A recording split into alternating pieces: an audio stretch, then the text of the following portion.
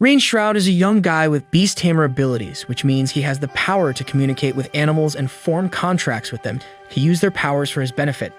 Thanks to these abilities, he lands a position in a hero's party and helps with transport, reconnaissance, and logistics.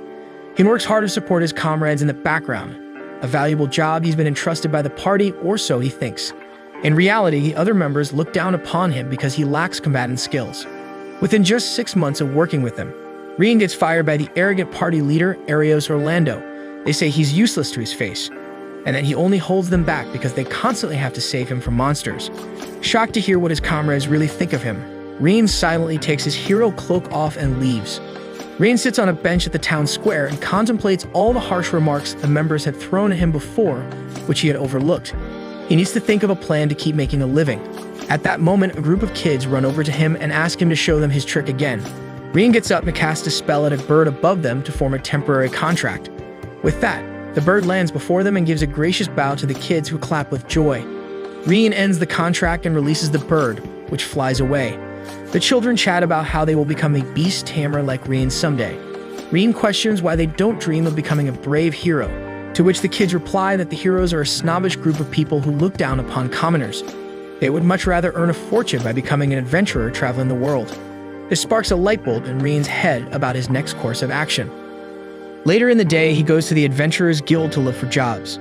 Nately, the receptionist clarifies that all prospective adventurers must first pass a trial quest to prove they meet the basic requirements to become an adventurer. He must kill 10 goblins and collect 20 medicinal herbs to pass the test. Rien uses the help of a squirrel to find a group of goblins, which he kills easily despite his lack of combat skills because they are F-ranked monsters. While counting the rune stones left behind by the goblins, he hears a scream from deeper in the woods. Rien runs toward the scream to see a D-rank killer tiger attacking a helpless woman. He tries to stab the tiger's back, but its skin is so tough that his mag's blade breaks. The tiger diverts its focus on him, prompting Rien to tell the girl to run away. However, she doesn't run away. Instead, she jumps several meters up in the air and uses the momentum to kick the tiger down, killing it. After getting a better look at her, Rien realizes she is no ordinary woman but a cat spirit, a type of ultimate species. Ultimate species are a unique class of beings with immense powers and strength, and cat spirits are a type of ultimate species on the brink of extinction. Although they aren't magic users, cat spirits have evolved to possess tremendous athletic abilities. Rien feeds her some of his food supplies since she looks exhausted after defeating the tiger. All energized again, the cat spirit introduces herself as Canaid and thanks him for saving her life. She says she got bored living in her small community, so she decided to travel and landed up here and met him. From the moment she saw him, she has sensed strong powers within him and can tell he must be a very talented beast tamer who can tame her. With the motive of getting to know her better, he agrees to tame her. He starts the ritual by biting his thumb and spilling a drop on his palm to form a magical rune. With that, he chants the words and successfully forms a contract between them. Both of them have a rune on their hand to symbolize the bond between them. After that, Rien continues with his trial quest. He forms temporary contracts with a bunch of rabbits to gather medicinal herbs for him. Watching this, Kane gets super impressed with his abilities. Normal beast tamers can usually only handle forming one temporary contract at a time. However, Rien is able to not only form multiple contracts at a time, but also while he has tamed Canaid, an ultimate species. This is beyond the scope of an ordinary beast tamer. He doesn't think it's that impressive and brushes it off. Rien returns to the guild with all the required items and passes the test. He is officially proclaimed an F-ranked adventurer of the Horizon Adventurers Guild. Nately gives him his adventurer's card, which acts as his ID from now, and also 50 copper coins as a reward. Isn't enough to find lodging and fulfill his other basic needs, so he decides to complete more jobs later that day. Canaid waits for him at the guild's diner. When he returns, a brutish man approaches them both and tries to get Canaid to join him for lunch instead of Rien. She defends her master Rien's strength and tells the man to get lost. This bruises his ego, and he challenges Rien to an arm wrestling competition to determine who is really stronger. The winner gets to keep Canaid. Although Rien would normally never accept such challenges, he wants to nip this in the bud and prevent any chances of him harassing Canaid in the future. He sighs and sits on the chair, expecting to lose a miserable loss. However, the second the match begins, Rien floors the man's arm so hard that the table breaks, and the man falls down on the floor crying. Nately comes to check the commotion and gets mad when she sees the man. She apologizes to Rien and Canaid for the nuisance, saying that the man has many complaints against him already and is bound to get suspended from the guild soon. Having said that, she grabs him by the leg and drags him out. Reen wonders where all of his strength came from. Kanad explains that one of the perks of the contract between them is that he gains her superhuman strength. Kanad is excited to get started on more quests, but is underwhelmed when they're back in the field collecting herbs. Since Reen is only an F-rank adventurer, they are confined to the very basic of jobs with the lowest of pay. He will be promoted once they gather enough experience. With the help of the rabbits, they collect enough herbs to meet their quota soon enough. When they're about to head back, Kanad's sensitive cat ears hear yelling in the distance. They run to the sound to investigate and see an old man getting harassed by a gang claiming to be part of Ebon Fang. Ebon Fang is an infamous large group of bandits with a reputation for being involved in all sorts of horrible crimes. At once, they both start charging toward the ruffians and take them by surprise. Reen takes care of all the bandits with his newfound strength, and Kanad checks on the old man. The old man warns them to run because everyone who defies the Ebon Fang end up getting tracked down and killed as revenge. Hearing that, Reen decides to hunt them down first. Kanad expresses her concerns of him aiming too high, but he assures her he has a plan. A squirrel leads them to the Ebon Fang's heavily guarded hideout. Reen forms a temporary contract with an Arby, a special type of bee with a very potent paralytic sting that can immobilize a man for 12 whole hours. He asks Kanad to go back to town and bring adventurers and knights in the meantime to help arrest all the criminals. Once she races off to get reinforcements, the RB brings back hundreds of its hive mates. He forms a contract with each of them and orders them to begin their work. All the bandits are paralyzed in no time, and the adventurers that Kanad brought quickly start rounding them up. Reen notices that no knights have shown up, to which one of the adventurers says the knights didn't think it was a big enough deal to come. Suddenly, the cave starts rumbling and loud growls bellow behind huge bars. 3 giant C-ranked monsters called king lizards break out of the bars. Such a scenario is a crisis for even the most seasoned adventurers, but Reen and Kanad beat them up like nobody's business while buying time for the others to take the bandits out and escape. The duo exits the cave to cheering and applause from the other adventurers, making it the first time Reen's work has been appreciated. Meanwhile, Reen's former party members yell at their newly hired beast tamer for not conducting the reconnaissance properly and endangering the other members' lives as a result. The newbie says their demands have been unreasonable because they expect him to tame 10 to 20 animals at a time. He claims that beast tamers can't handle more than 1 or 2 at once because their brains get fried if they exceed their limit. However, the heroes, being accustomed to Reen's abilities, believe the man is lying and fire him on the spot. The task of arresting and transporting all the bandits takes almost a whole day. The taking down of Ebon Fang is considered so impressive that the guild invites Reen and specially promotes him to an E-rank adventurer and rewards him a generous amount of silver coins. They splurge their money on new equipment, eat a luxurious meal, and finally rent a room for lodging that night. A nice break from camping. A week passes since he met Kanad, and their quests have been smooth sailing so far. One day, Nathalie gives them a quest to get rid of a trouble marker called the Guard Dog that is tormenting people who try to cross the Stride Bridge, the only path to trade from the central continent, where he is from, to the southern continent. Reen doesn't want to pass on the lofty prize of 5 gold coins and gladly accepts it. Reen tries to get information about the identity of the guard dog, but nobody is willing to share. So with no prior knowledge, him and Kanad go to the bridge. As soon as they arrive, a giant red dragon lands in front of them and turns into a woman who tells them to fight her. She admits she is the so-called guard dog and identifies herself as Tanya, one of the dragonoids. It is custom for the dragonoids, one of the ultimate species, to set out on a journey once they turn 15 to train and become strong. She has been waiting for a worthy opponent to fight at the bridge. She challenges them to a 2-on-1 fight, before which she refuses to leave the bridge. She begins by attacking Reen, but he just barely blocks her. She follows it by blowing fire toward them, causing Kanad's tail to get burnt at the tip. Upset, Kanad jumps at her and the two get into a catfight. Pun intended.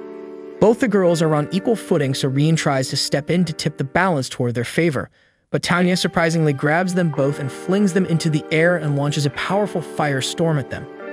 Kanad grabs Reen mid-air and uses her athletic abilities to dodge the flames and safely land them on the bridge. Having come up with a plan, he asks Kanad to buy him some time. Fully trusting him, she fights Tanya head-on while Reen runs off to the side and looks for the bird he spotted when he was flung in the air by Tanya. He finds it and forms a temporary contract with it. He asks it to bring its friends, each of which he tames as well. Upon his instruction, the birds swarm Tanya and pick on her. Tanya only finds them a mere annoyance and shoos them away. Of course, a dragonoid can't be hurt just by birds. However, before she can take another step, she crumbles to the ground. Reen explains that they are pedo birds, and their colorful plumage signify that they are poisonous. Unable to lift a finger, Tanya accepts defeat. Reen asks her to promise not to cause problems at the bridge again and to come with them once she's recovered. First, they go to the guild to inform Natalie that the matter has been taken care of. Natalie praises them and promises to give them their reward once the guild verifies the claim. She notices Tanya's horns and questions who she is. Reen quickly covers her and claims she's a normal human they met during their quest, and that she's only wearing a costume. If the town finds out there's a dragon in the area, everybody will panic. Next, he escorts her to the woods and asks Tanya to go as far away as possible from the town to continue her training. She is taken aback by this because she expected to be sold by him. Charmed by his kindness and ability, she asks to join them on their adventures for her training. Jealous Kanad hesitantly agrees to her request, and Reen is more than happy to grow his party. With that settled, Reen forms a contract with Tanya as well and tames her. Later that night, Arios and his party return to the town after an unsuccessful week of exploring the woods.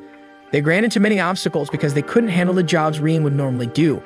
Arios decides to take advantage of Reen's niceness by asking him to join the party again, so that they can use him to clear the lost woods and abandon him after. Good luck with that. Anyway, the first quest that the trio does together is exterminating slimes. Slimes are F-rank monsters that any adventurer can kill and are largely ignored. Due to this, their populations sometimes burst and they swarm the town, causing a lot of inconvenience. The trio finds it harder than expected to find many slimes, so Reen employs another strategy. He uses the Assimilate skill to transfer his consciousness to the bird temporarily, a skill that other beast tamers can't perform according to Kanade and Tanya. This allows him to use the bird's body and observe things from its perspective, while his actual body dozes off. He goes off to find slime swarms from an aerial view while Canada and Tanya look after his body. They all gather around a large swarm he found. Tanya asks him if he can cast any spells, to which he says he knows the beginner stuff but can't handle more advanced ones. She tells him to cast Fireball on the swarm. He knows it won't be enough to kill the entire swarm, but tries anyway. He concentrates and yells out, "Fireball!" To his surprise, and unleashes a giant fireball that eliminates all of them. Tanya's hunch turns out right. She guessed that since he acquired Kanade's superhuman strength after forming a contract with her, he also would have acquired Tanya's dragonoid fire magical abilities. Since he's not used to using magic, they use the rest of the quest to improve his control over casting spells. After completing the quest, they get a whole lot of money, which they spend on a lavish dinner. Over dinner, Reen shares that he learned his beast tamer skills in his hometown. He used to live in a nameless village of entirely beast tamers, including his parents. So there was never a moment in his childhood when he wasn't exposed to the art. However, his hometown doesn't exist anymore. One day, when he was just 12 years old, he went off to practice beast taming alone in the woods. Only when he was returning late in the evening did he notice the sky had turned red in the distance and a large area was on fire. His gut feeling told him that something was wrong, and he started running home. When he arrived, he saw the whole village covered in ashes and everybody he knew dead. While he was gone, the village was attacked by monsters. An adventurer party rescued him and took him to an inn where he would earn his keep by doing chores and odd jobs for years. This was his life until less than a year ago when hero Arios recruited him to his party. He had accepted his invitation without hesitation, hoping to make a difference and prevent tragedies like the one that befell his hometown. However, he now realizes that they were just using him. Hearing his story, Kanade and Tanya are proud to have him as their master. Their next quest is to eradicate orcs around the town. Orcs are E-rank monsters that are similar to goblins but are much smarter and often use weapons. They clear several bands of orcs with ease, causing Tanya to take the mission very lightly. However, she gets ambushed by orcs when she least expects it and gets saved by Reen and Kanad. Tanya panics over Reen's minor injury, but he tells her not to worry and heals it with his enhanced healing powers. The incident seems to affect her deeply, and she is too ashamed to show her face to Reen once they return to the town. He walks up to her and asks her what's wrong. She immediately apologizes for letting her guard down and causing him to get injured. He accepts it with a big smile and asks her to be careful the next time because he and Kanad care about her. His kindness leaves her speechless and blushing.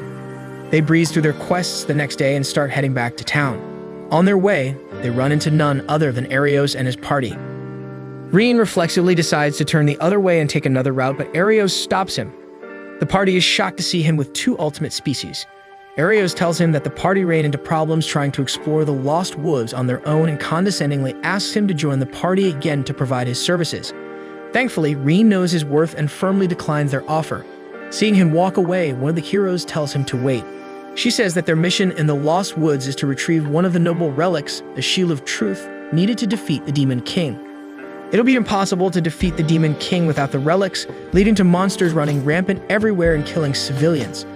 The thought causes Reen to remember his childhood trauma and forces him to accept their offer. Tanya and Kinnaid intervene and demand an apology from Arios to Reen for mistreating him.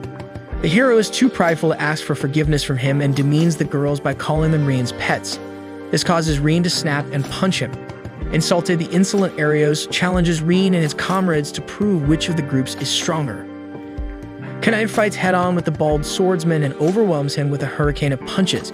He tries to use a fancy technique to slash her down, but she simply kicks his sword away. Realizing he can't possibly beat her, he hesitates on the next attack. He questions why such a strong ultimate species wants to serve the incompetent Reen. His comment angers Kinnaid, who delivers a kick straight to his face and knocks him out. Next, Tanya faces the party's two mages. They simultaneously unleash their first spells at her, but Tanya stands her ground and simply snaps her fingers. Just like that, their magic dissolves. They try again with different spells, but they disappear again with the snap of a finger. Tanya explains that she is using Material Cleanser, a technique that identifies a spell at the fundamental level and neutralizes it with an effective counterspell. The mages try hurling even more spells to no effect and are eventually too exhausted to cast any more. Tanya teaches them a lesson by threatening to annihilate them with epic-level magic, but reveals she was bluffing for Reen's sake. Finally, it's Reen versus Arios. Arios tries to make a snarky comment, but Reen cuts him off with a punch to the face. Arios draws his sword and attacks him with rapid swings that are barely visible to Reen, but it's still nothing compared to when he faced Tanya at the Stride Bridge. He finds an opening and punches Arios in the gut. The hero is struck by his superhuman strength, which he is sure he didn't have before. Arios switches to magic, but Reen easily counters the lightning spell with his powerful Dragonoid strength-infused Fireball. Arios knows Reen only knows how to cast Fireball and heal and launches a bunch of magical attacks that he can't counter. Reen decides to return to his roots and fights how he's most comfortable. Arios charges toward him with magic, but suddenly feels a sharp sting and falls to the ground. Reen shows him the Arby with whom he formed a remote temporary contract during the fight, proving that beast tamers are not useless.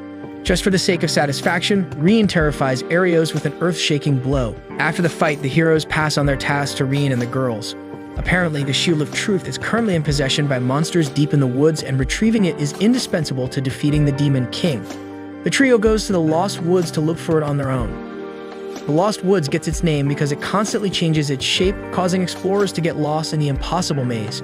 Reen employs his assimilate strategy to get the lay of the land while the two watch over his body. He returns after successfully finding a path that leads deeper into the forest. They follow the path but eventually find themselves back at the spot where they laid a rock to mark their way. Tanya suspects something more at play and uses a material search spell to look for strong magical sources. The light orbs lead the way to a large tree that releases illusionary magic, which messes with the brains of all those within its field and causes them to walk in circles. Tanya asks Kinnaid to destroy the tree to stop the magic, but Reen suggests Tanya disarm it without killing it. Before that, Kinnaid launches a powerful kick to the tree. Before she can make contact, an eerie voice comes from the tree, telling them to leave this place. The voice repeats itself over and over again as a glowing girl with wings emerges from the tree. They realize they're witnessing a fairy, an ultimate species with magical powers even stronger than the Dragonoids. They try to explain themselves to the fairy, but she always cuts them off and tells them to leave. When they don't listen, she threatens to force them out with magic, and they run away without another word. Once they get away, Reen explains that fairies condemn humans due to the long history of conflict between the two species. It leads to the fairies, who are forest dwellers, losing most of their habitat and finding sanctuary in the few remaining dense woods. They consider the possibility that the tree's barrier is protecting the Shield of Truth.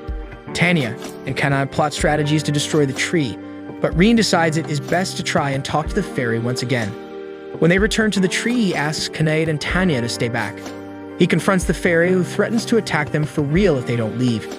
Reen accepts the attack to show he is sincere in his wish to talk to her. The fairy unleashes a bunch of arrows that graze him, but he remains standing in place with a smile. This shocks the fairy for a moment, and he uses the opportunity to convince her he has good intentions. However, she snaps out of her confusion and launches another attack. This time, Kinnaid and Tanya block the attack and appeal to the fairy by telling her about all the kind things he's done for them. This piques the fairy's interest, and she decides to hear them out. She introduces herself as Sora. After learning of their intention to find the Shield of Truth, Sora reveals herself to be the one who erected the tree's barrier but still refuses to lower it because the barrier protects the fairy's village from being discovered. Also, it's not monsters, but fairies who protect the shield of truth. Since it is required to kill the Demon King, she hands it over to them. Her hate for monsters runs deeper than her hate for humans. Hence, retrieving this relic turned out much easier than expected. The trio thanks her and makes their way back, but Reen can't shake the feeling that she looked uneasy and returns to ask her if something's wrong. Although hesitant at first, Sora reveals she has a twin sister, Luna, with whom she used to maintain the barrier. However, a few days ago, they left the barrier together for a short period to do something else, but ran into a monster from the Demon King's army called the Shadow Knight. They were unable to defeat it, and it captured Luna and demanded Sora to lower the barrier and reveal the village in exchange for Luna. Unable to turn against all their folk, she ran back to the village and begged the leader for help. But he chose the village's safety over Luna and ordered Sora to ignore the monster's ultimatum. Although she was bound to listen, she can't bear to leave her sister in the monster's hands. Kanayed and Tanya wonder how two fairies couldn't beat the monster. Reen explains that even though Shadow Knights are C-rank monsters that would otherwise be easily defeated by ultimate species, they have the nasty ability to absorb all magic, making them impossible to defeat by fairies who solely rely on magic. They agree to help Sora get her sister back. Sora shows them the way to the Shadow Knight. First, Reen draws its attention by throwing a fireball at him, and then he and Kanayed ambush him with physical attacks. The monster guesses they've come upon Sora's request and goes to kill chained-up Luna for the betrayal of their terms. However, Tanya protects her from the attack and frees her from her bounds. Tanya escapes with Luna in her arms while Reen and Kanad hold the knight off. None of their attacks are enough to defeat the knight, so Reen comes up with a plan. He forms another temporary contract with an Arby colony and asks them to attack the Shadow Knight. Although their sting won't work on the monster, their swarming distracts it. During that time, Reen uses his special Beast Tamer ability, Boost, to temporarily enhance Kanayed's powers. With pure strength running through her veins, Kanayed strikes the Shadow Knight with a force that finally destroys it. With the monster defeated, the trio returns Luna to a much-relieved Sora. Although they look completely identical, their personalities are the total opposite. While Sora has a gentle and elegant demeanor, Luna is more open and coarse in her behavior. Sora decides they can't return to the village that abandoned Luna but have nowhere else to go. Kanayed invites them to their party. Reen agrees but doesn't want to seem forceful due to the long hatred between fairies and humans. However, they trust Reen to be an honorable human being and request he form a contract with them. He has no prior knowledge on how to tame fairies, making it much harder to form a contract with them. The effort makes him go faint, but the fairies hold him up and greet their new master. After only 2 days of accepting the quest, Reen hands over the shield to the heroes. They suspect him of giving them a fake shield and magically test its authenticity, only to be surprised that it's the real thing. They give him the 20 coins they promised to pay him. Reen turns to leave, but the bald man asks him to join the party again. Arios get enraged that a member invited him without seeking his approval first. The bald man argues that they clearly need Reen's help to defeat the Demon King successfully, and the other members begrudgingly agree. The bald man extends his hand for a handshake to seal the deal, promising better pay and treatment. However, Reen knows they haven't changed and refuse their offer. He already has a much better party waiting for him. After he leaves, the other members try hard to cope with the embarrassment of rejection by insulting him. Arios stays behind, still salty over his disgraceful defeat the other day, and vows to enact revenge. Outside, the group discusses the legend of the Demon King. Reen explains that the Demon King has the power to control all humans, thus enslaving them for centuries. However, the first hero decided to beg the gods for a way to defeat him. The gods bestowed upon him some of their divine blood. With their divine blood in his veins, he was given the unique ability to surpass the human limits in terms of strength and magic and endlessly level up his powers. Eventually, he grew strong enough to take the Demon King down and free the humans. However, the threat of the Demon King still remains. And it is the mission of all heroes in each generation to try and defeat the Demon King once and for all. Although Arios is too weak now, he will grow to one day be strong enough to take the king on. Sora and Luna bring up how Reen's multiple contracts with the ultimate species have increased his strength many times over a normal humans, akin to the hero's unique ability. They all suggest Reen take on the mission to defeat the Demon King. He admits he would do it if he could, but since it is a big decision, he wants to take some time to make up his mind. One day, the crew thinks it's about time Reen buys some equipment to increase his fighting capabilities. It's the first time Sora and Luna step foot on the town's streets, and they get overwhelmed by seeing so many humans around them. However, they realize there's nothing to worry about after seeing Tanya and Kana get along with the locals. They visit the best equipment shop in town, where all the weapons are crafted by a rather unfriendly dwarf. Reen browses the shelf and picks up a dagger, saying he's the most comfortable wielding one. However, when he unsheathes it, he notices something odd. At that moment, a bubbly young man plops a bag of gold coins on the dwarf's counter and asks for his best weapon. The dwarf picks up a beautiful sword from a collection of identical swords and gives it to him. Pleased with its appearance, the man thanks him and leaves with satisfaction. Reen walks up to the dwarf and asks him if he really gave his best weapon to that man, elaborating that although it's good for a trophy, the sword and all the other weapons in the shop appear to lack something necessary for a real fight. The dwarf glares at him for some time but then bursts out laughing. He admits that the ones put up for display are average weapons that he can craft with one hand. You see, everybody comes into the shop expecting the best weapon without even considering their own abilities and compatibility with the weapon. He believes it is reasonable for him to want a worthy buyer to take his best crafted weapons. He has a separate collection of weapons he's given his all to crafting, but only those who pass his test can see it, while saying that he unveils a set of high-grade weapons with a unique glow. He is so impressed with Reen that he offers to make a special weapon for him, but he lacks the materials. He says that he needs the ultra-precious mithril ore to craft the perfect weapon, but the mithril mountain passed down to him by his family suddenly ran out of its supply. The sudden stoppage of mithril is unusual, so he suspects something is wrong with the mine. They offer to go investigate the mine for him. Happy, the dwarf accepts their offer and introduces himself as Gams Stoloff. He asks how much they want to be paid as reward, and Reen says he would like his best weapon. Considering it the best answer, Gans accepts his request. After hiking a long way, they finally reach the mithril mine, which looks abandoned at first sight. Still, Reen makes them hide because he suspects there are illegal miners inside because it is odd that the mithril supply would stop altogether rather than slowly dwindle. Suddenly, a large bird swoops over them and makes a loud call. His suspicions prove correct when two men come out of the shaft to investigate the call. Kanad and Tanya immediately knock them out, making it impossible for him to extract information from them. Sora and Luna offer to peek inside the men's memories with magic and see that a total of 7 adventurers have been illegally mining the mithril for some time. Kanad wonders how they were found out, to which Reen answers that the bird was probably under the control of a beast tamer who was part of the illegal mining. The other miners inside get antsy because the 2 they sent haven't returned yet. The mage in the group casts a fire spell inside the passage that Reen's party walks through. Luna and Sora cast a powerful barrier to shield it. The rest is a piece of cake for the different ultimates, and they bind all the criminal adventurers.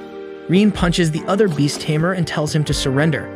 However, he doesn't back down and snaps his fingers to summon a behemoth, a B-rank monster. Usually, they are untamable because monsters have a natural hatred towards humans, but this beast hunter tamed it when it was a child, so it doesn't have any hatred towards him. The behemoth's attacks cause tremors inside the mine, threatening the shaft to collapse. Everyone except Reen escorts the bound adventurers out of the shaft, and Kanad comes back to assist Reen. Reen will face the monster while Kanad captures the man. If the man can no longer give the behemoth orders, they'll stop its attack. Reen learns the behemoth's patterns and dodges all its attacks. Soon enough, Kanad gets a hold of the beast tamer. Reen urges him to stop the monster, but he refuses to until they die. Reen decides to trust his friend's words that he is stronger than all beast tamers and faces the behemoth. He puts all his focus into a spell and overwrites the man's control over the monster, becoming his new master. After that, the behemoth stops attacking Reen. Infuriated, the man keeps yelling at the monster to kill Reen, and this causes it to become untamed and attack the man instead. Desperate, Reen releases a huge fireball that instantly kills the behemoth, a regrettable outcome, but there was no other choice. Outside the mine, all the adventurers confess to their crimes.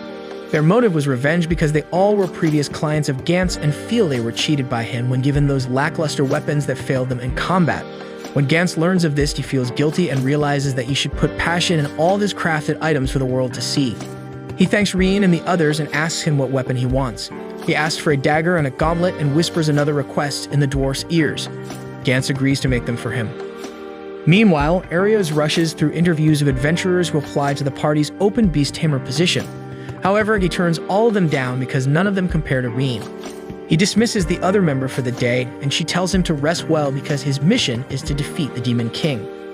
Arios stays back and takes out a ring surrounded by a dark aura when he's alone, stating that his current mission is to eliminate Reen. One day, Reen and the twin fairies take a walk outside. They're all having fun when suddenly a handsome man with golden locks approaches them and asks the girls their names. Once they answer, he proclaims they will be his. Sora, Luna, and Reen are dumbfounded and brush him off. He introduces himself as Edgar Fromware, son of the Lord of Horizon, as if that will convince them to come. When they still don't follow him, he decides to take them by force with the help of his guards. Re-in single-handedly defeats all of them. Next, the guards fan out and point their swords at civilians. They all die if he doesn't give Sora and Luna to Edgar. Re-in is stumped over his next move but senses a new instinctual feeling inside him. He decides to trust it and casts Fireball.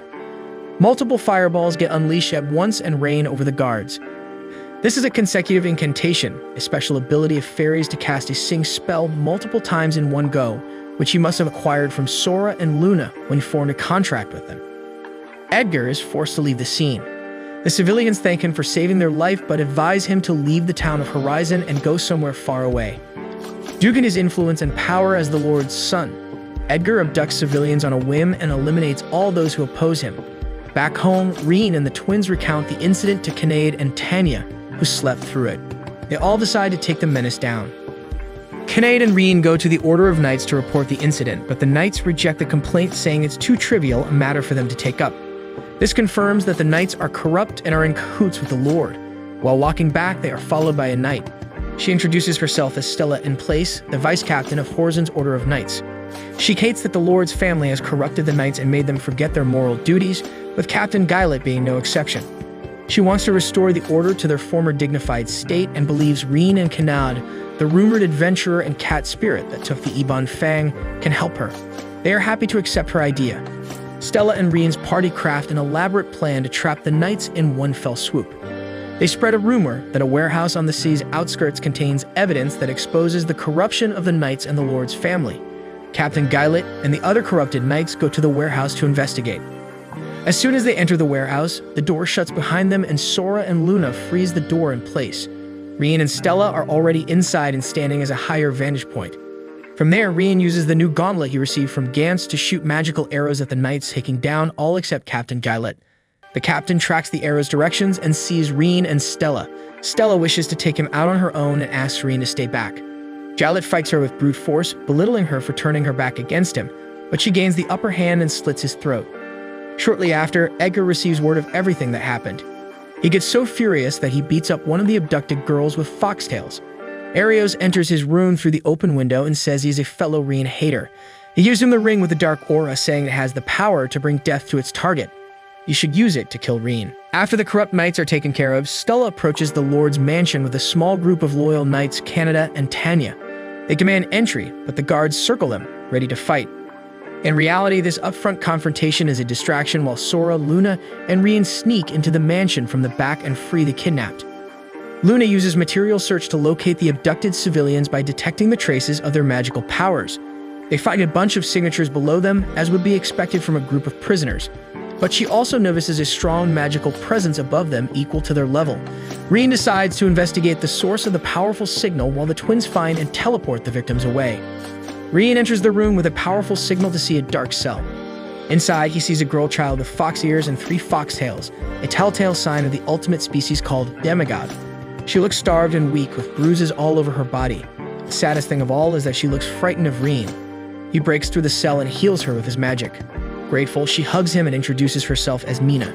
She shares that she was captured by Edgar after he blackmailed her by threatening to hurt the innocent people in her village if she didn't go with him. Re-in tries to remove the collar from her neck, but she flinches away, saying it has a powerful spell on it. He analyzes the magic in the collar and realizes it is fundamentally the same as taming magic, as it serves to subjugate and control its target. So he tries countering the spell by overriding its control but gets electrocuted in the process. He perseveres through the pain and ultimately breaks the collar. Meanwhile, Tanya and Kinnaid effortlessly hold off the guards' attacks. Clearly disadvantaged, the guards decide to bring the kidnapped from the basement to use as hostages. In that moment, Luna and Sora enter the scene and launch multi-shot fireballs. They have already relocated the victims to a safe location. This means Kinnaid and Tanya can go all out on their attack without worrying about the victim's safety. Within a minute, they defeat all the guards and regroup with Re-in. They warmly greet and interact with Nina while Re-in and Stella discuss what they can use as proof of the Lord's wrongdoings. At that moment, the Lord runs into them while trying to flee from the mansion. Stella first asks him to surrender himself, but the Lord refuses. In that case, Re-in uses magic to bind and shut him up. Edgar enters the room and uses the ring to cast a death spell on Re-in. A Grim Reaper appears in front of him and strikes him squarely in the chest. Arios, who's been watching from the roof, laughs maniacally, believing Re-in is finally dead, and disappears into the dark. However, Reen remains standing on his feet, wondering what happened. Everybody wonders how he was able to resist the epic level instant death spell. Luna boldly tests a hypothesis by casting a poison gas spell on him, which also doesn't affect him. Although a rash gamble, it proves that the contract with the fairies allows him to nullify epic level magic, and thus survive the instant death magic. Edgar watches bitterly over Reen and his victorious foes. The ring feeds off his negative emotions and releases the demon within it. Seeing it makes Reen's heart stop because it is the same demon that destroyed his hometown. The giant demon flies away from the mansion, but Reen knows its real target is the people of the city. Reen's party follows it on its heels while Stella protects the people and Nina waits in the safety of the mansion. The demon proves a difficult opponent, injuring both Kinnaid and Tanya. Reen enhances their power with boosts, which they bombard the demon with attacks, but it remains unscathed. It keeps summoning groups of monsters to attack them. Defeating the demon looks to be impossible. The hero's party watches from afar as Horizon goes up in flames. Although the other members consider going to help, Arios orders them to stay back. Natalie gathers the town's adventurers and rallies them to fight against the monsters, and Gantz arms them with his finest weapons. With the help of the adventurers, Reen's party cuts down the number of monsters. Sora and Luna employ the help of Stella to round up the civilians so that they can mass teleport them to a safe place. They are hesitant to get into the portal at first when they learn the twins are fairies. However, a few individuals recall their positive interactions with the girls and trust them enough to walk into the portal. Thanks to their initiative, the other civilians also walk into the portal. After the first wave of teleportations, a horde of monsters invades the area. Sora continues teleporting people while Luna faces the monsters with Stella and her knights. Nina watches the chaos the entire time while battling an internal conflict on whether she should fight or stay put. At this point, Reen and the others hit a brick wall and need to get closer to the demon to inflict any damage on it. Tanya's dragon form is too big of a target to risk flying him toward the demon. Nina runs up to Reen and tells him she wants to help. She uses her instant teleport ability to get him up close and personal with the demon. Her ability is so fast that she can zap him from one spot to another within a second, effectively dodging all the demon's attacks. Reen uses boost on himself to enhance his powers. With the boost, he magically binds the demon and, with great effort, overwrites the control over all his minion monsters so that they obey him. Miraculously, it works, and he orders them to turn on the demon and attack him.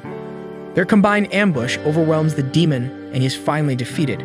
The repeated teleportation takes a toll on little Nina, and she goes out cold, but Tanya swoops in to save them from free-falling to the ground. This marks the victory of Reen's party and the knights over the demon. The civilians of the town quickly start rebuilding their town after the attack. Luckily, Horizon is a big town that can jump back up in no time, and Kinnaid's superhuman strength tremendously helps in construction. Stella is officially appointed the captain of the Order of Knights in the Horizon Division, while the corrupt knights are carted off to the capital for punishment. Even though Tanya had been hiding her true identity as a dragonoid, it turns out that people caught on a while back. Despite being fairies, the town accepts Sora and Luna, and they fit in seamlessly. Later, upon Nina's request, Reen forms a contract with her, and she becomes the newest member of their party. Further, he gets promoted by the guild to a C-rank adventurer for all his amazing work. Now that his party has grown pretty big, they buy a house to serve as their home base, a common practice among adventurer groups. The house turns out to be haunted, but they befriend the ghost and make her a member of their party as well. The hero's party tries to get rations from the town for free, but their extortion doesn't work, and the civilians drive them out after ranting over how they were of no help during the demon attack. Oh my, how the turntables. The party celebrates their housewarming with a feast. The warmth and comfort he feels around his friends feels almost new, but he realizes he hasn't felt like this since he lost his parents and hometown. The feeling makes him break into tears, but they're there to wipe them for him and continue to celebrate. Reen cannot wait to go on many adventures with his amazing companions. That's it for this video. Make sure to like and subscribe for part 2 and watch this next video on screen.